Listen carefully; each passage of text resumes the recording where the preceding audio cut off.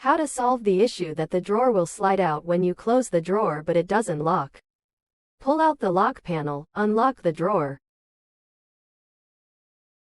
Press the buckles on both sides of the rails, left upwards while right downwards, then pull out the drawer. Stand the drawer upright. Check if the magnet was distorted. If distorted, make it straight with the plier.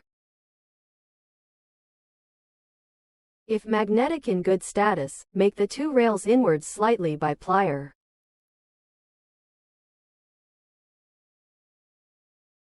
Make sure it's just adjusted a little bit. Install back the drawer. Full extend the rails and then pull the buckles on the forefront. Extend the rails fully and the white buckles all on the front. Pull the drawer back and forth for times and ensure the drawer runs smooth. Fully close the drawer, then open to check if the rails will work properly.